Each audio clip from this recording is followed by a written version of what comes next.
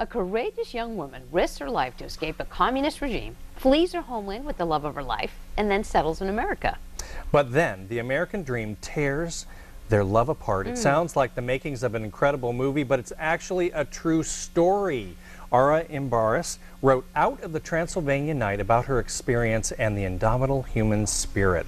Welcome to the show. Thanks for coming on. Thank you so much for having me. Especially it's Martin Luther King who had the dream, and obviously I had the American dream, and I came to the United States. Wow. So tell us about your book, Out of the Transylvania Night. It's almost... It's that saying, fiction is stranger than yeah, or reality is stranger than fiction. Well, obviously it's a memoir, so it's non-fiction, and I was born in Transylvania, in Dracula's land, and the book has three different, parts. The very first part is living under the communist regime, and, under Ceausescu, which used to be worse than Dracula. Then, the second part, it's about my life, in a democratic regime in Romania, and the third one is actually winning the green card lottery. I was one out of the 55,000 that were chosen to come to the United States, out of a pool of 8 million people who applied in 96 for 97. Wow. And so the third part is coming to the United States and fulfilling the American dream. And then what happens is not what you expect. I have to get back to when you talk about living in your home country, it's almost unbelievable that conditions like that exist in our lifetime, where you said you were forced to wear drab clothing, no one could smile, there were microphones spying on people. I always said that actually trees were growing microphones instead of leaves. So your mail was checked, the phones were bugged, the borders of the country were closed, so you couldn't go anywhere. People were really not smiling because you didn't really have a reason to smile, and you were constantly living in a terror, in a constant terror. You were looking over your shoulders because people were, spying on you.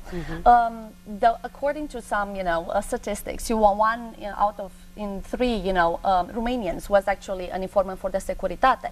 But they were not because they wanted to, because they were forced to.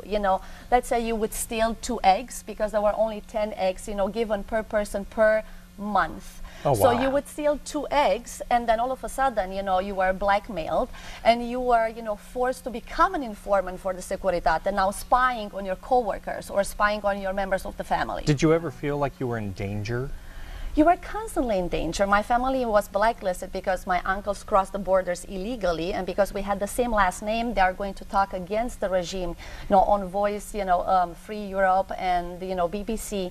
So obviously, the moment they are going to talk against the regime, our family was blacklisted. So yes, we were. My dad was constantly, picked up in the middle of the night and taken in for questioning. Wow. One thing that struck me in the book, though, is your spirit. It never wavered. You almost had a sense of adventure, like things are going to get better. You ended up in America, but what was it about the American dream that you didn't expect? Well, I mean, when you come here, it was not so much the language, it was the cultural barrier. You are going to say, joke, and nobody is going to laugh, and then they are going to tell you a joke and you are not going to laugh. So that still happens no matter what. Sometimes that happens anytime she tells a joke. Okay, okay, I'm not going to say it. Thank you very much. I think it's a universal story about how sometimes people can get bogged down in the material things, that once you finally came to America and had more freedom, and it actually was difficult for you and the love of your life. Well, of course, you come to the United States and you just think that the United States is going to, give you tons of chances, and it does. But also you relate the American dream to the financial status. So the moment you are going to drive a great car, or you are going to, live in an amazing home, you think that you fulfill the American dream. And obviously, very many times the finances are going to bring you apart. So, we went through a divorce, we filed for divorce, but we're still together.